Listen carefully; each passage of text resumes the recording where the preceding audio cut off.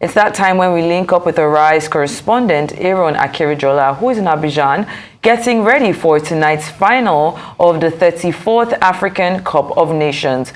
Good morning, Aaron. It's nice to see you. How would you describe the overall atmosphere and excitement surrounding the African Cup of Nations final between Ivory Coast and Nigeria? And what would you say have been the defining moments of this tournament, and how do you expect the final match to compare in terms of drama and intensity? All right, very good morning to you, Adesua. Good morning to you, Steve. As we count down to what will be a blockbuster fixture, a fixture that will hold two nations spellbound for 90 minutes, or for some, it might be 120 minutes, because at the moment, we know how things have actually played out here at the 34th edition of the Africa Cup of Nations. And I must tell you, Ivory Coast, whenever they are playing, everyone, and I mean absolutely everyone, comes out in their numbers to support that orange color, to support the elephants. And I must tell you, Nigerians also have seen their appetite for the Super Eagles literally grow in leaps and bounds, because the Super Eagles team are on the cups of greatness. They've shown that they can turn things around. They have indeed turned things around, and at the moment they know that they are within touching distance of that particular trophy. As a matter of fact, several of them spoke yesterday in the press conference that they can literally feel it, they can literally taste it, talking about victory, because the likes of Ahmed Musa, the captain of the side, Kenneth Omeru, one of the crucial players, were part of the 2013 team, and they will be hoping that this time around they will have another massive one. This is the final hurrah. There are no second takes. Regardless of what happens, today defines history for either Ivory Coast, who won it in 2015, or the Super Eagles of Nigeria, who won it in 2013. All right, Aaron, let's talk more about our chances, but this time around from the perspective of history and what pundits will say. When a team meets during the preliminaries and they are meeting in final, people tend to say that the winner at the preliminaries, has a better chance of winning. And the example of 1990, when Nigeria defeated the Super Eagles, if you remember, there was also the example of Egypt beating Cameroon at the prelim stages and ultimately, at the final stages. But then other people will say that when the host country at AFCON sends packing the defending champion, that there is a luck hanging around that host country and the possibility of winning is there. Where do we stand? Do you see us beating, not just because we are better, but because history supports our bid today? Steve, in games like this, in blockbuster fixtures like this, the truth is this: history really doesn't matter. Sometimes history lends credence, but literally what happens within that particular arena today, it is the Stade Alassane Ouattara Stadium in Mbimpe here in Abidjan. Whatever happens there will determine history, not history probably lending credence to what will happen. Because the truth is this: I caught up with the captain of the 2013 team. We'll be having that interview later on today, and he said to me, Aaron, the truth is, my confidence leans on the fact that the Super Eagles defense are very stingy. They are very resolute. They are very dogged. They are very astute when it comes to their job. They've done that job better than any other team in this particular tournament, because going into the final, we've only conceded 2 goals. The biggest hurdle, the biggest headache for any opposing team coming against the Super Eagles is how do you breach that defense? Because the Super Eagles were all out of sorts in the last game against South Africa. They were in 5 and 6s literally, but the defense too strong. The defense was compact, the defense was disciplined, and only a rush of blood to the head when Al Hassan Yusuf probably kicked a player down that actually gave them that inkling. But from open play, when you look at it, the Super Eagles have only conceded 1 goal. So the Ivorians do know that maybe the best chance, since they can fancy themselves like the South Africans did, is to go through the route of penalties. But when it is to get goals that will win the tournament, I doubt it. I strongly doubt it. At the moment, the odds are in the favor of the Super Eagles. They are favorites because 24 days ago, when the Super Eagles did meet against the Elephants of Ivory Coast, it was a complete mismatch. On paper, it looked that the hosts were favorites, but it was a complete mismatch because our team stood tall, our team dominated that particular encounter, and once again, we want to show, regardless of the numbers in the stadium, it might be packed to the rafters. One thing matters, what happens on the pitch of play and the demeanor of the boys. Aaron Shaitan here. Now, considering their previous encounter in the group stage, as you've made reference to, what adjustments do you anticipate that both Ivory Coast and Nigeria should be making for the final match? And given the high stakes of the final, how important will individual performances be? Which players are you expecting to shine on the big stage tonight? We are hoping that our star boy, Victor Osimhen, rises to the occasion. He's been indefatigable. He's been tireless in his running. He's been very industrious in his play. He's been a menace, Dennis the Menace, to the opponents. Literally, the opponents see him and they are scared to their bones because this man is just unrelenting. But when it comes to his major job, when it comes to his major purpose of being in this nation's cup, which is to score goals for Nigeria, he's been lacking in one-time quantity because 24 chances has come his way. He's only put out 1.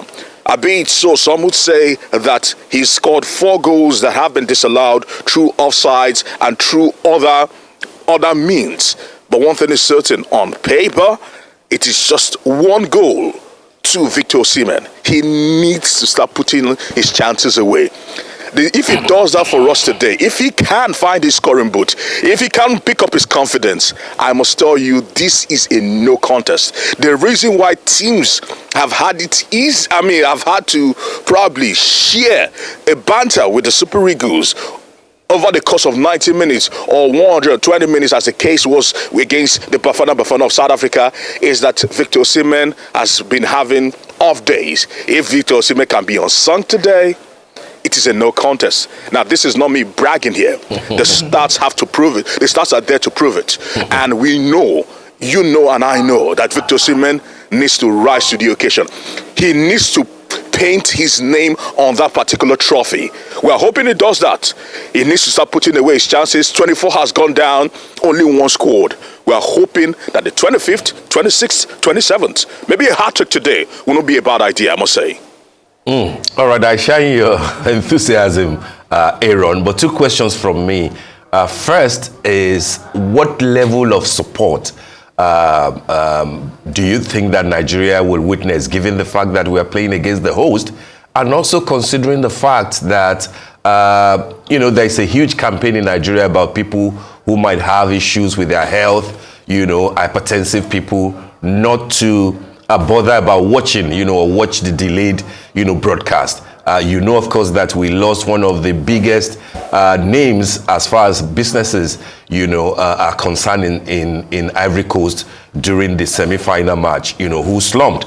Chief Osondunwe, who slumped at the stadium watching the Nigerian match. Do you think that this might affect support for Nigerians in terms of people coming to the stadium tonight to watch the game? That's one. Secondly, what does a victory translate to tonight in terms of money that Nigeria stands to make, and in terms of, say, to individual players like Stanley Nwabali, for example, who has been threatened, as we learned, by South Africans where he plays professional football? Will there be possibilities of invitations for him in Europe, for example?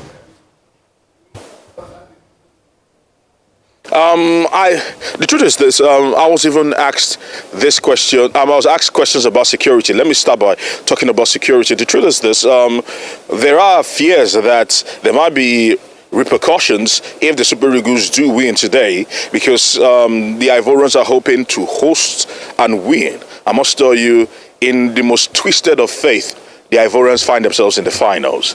A lot of people will say they are not deserving. But if you play your cards right, sometimes the God of soccer decides to bless you, and that is what the Ivorians have actually witnessed and experienced up until this point in time. And we are hoping that the authorities, the police, the gendarmeries are on standby to ensure that nothing, and I mean absolutely nothing, of such actually breaks out.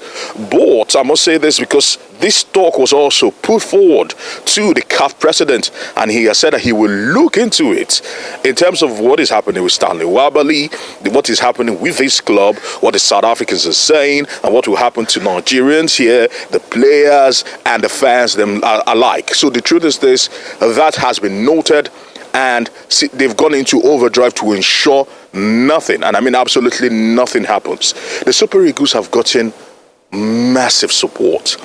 The nation, literally, a high-power delegation. Of course, so we do know, or according to reports, that the president has sent the vice president with a high-power delegation down to Abidjan to support the Super Eagles.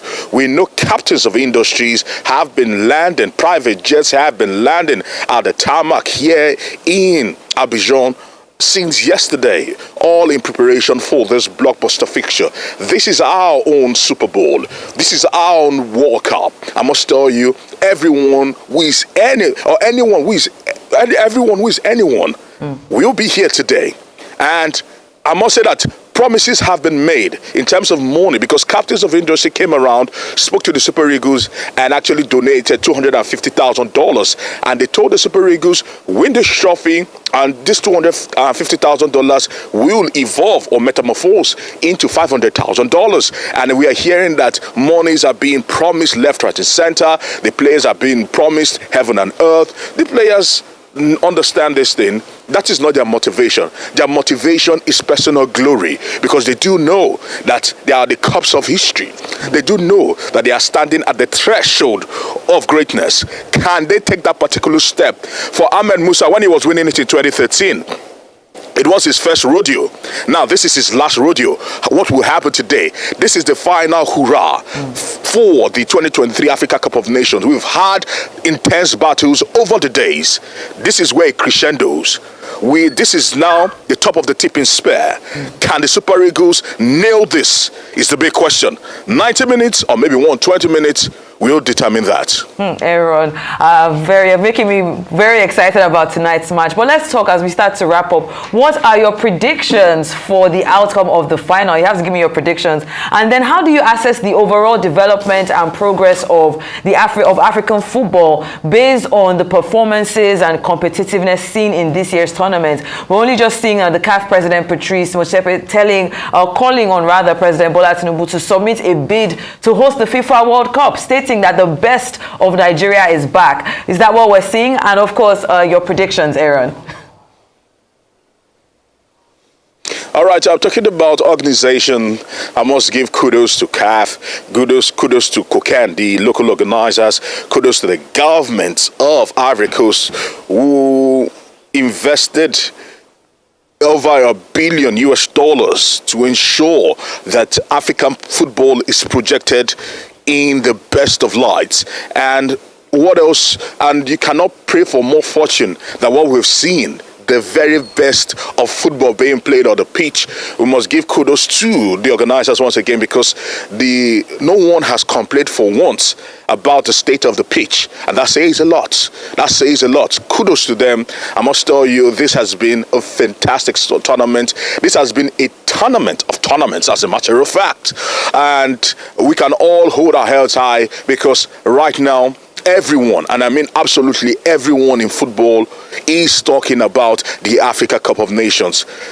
This wasn't said about in the previous editions, but I must tell you, this time around, we've literally upped our game, and right now we are playing at the highest of levels. Coming to tonight, I must tell you, Shaito, I'm looking at, if I were to be realistic, I'm looking at a 1-0 win. If I'm to be optimistic, I would say a 2-0 win in favor of the Super Eagles. I've looked and based on antecedents, based on the last play, and based on the tactics and formation, the Super Eagles do have an upper hand. And what we're just praying for is that the God of soccer smiles on us. Fortune favors us. But as they always say, fortune favors the brave. We've gone out there. We've done our business. This is our time. We've said it and said it time and time again. The mantra coming into this Nations Cup has been, let's do it again.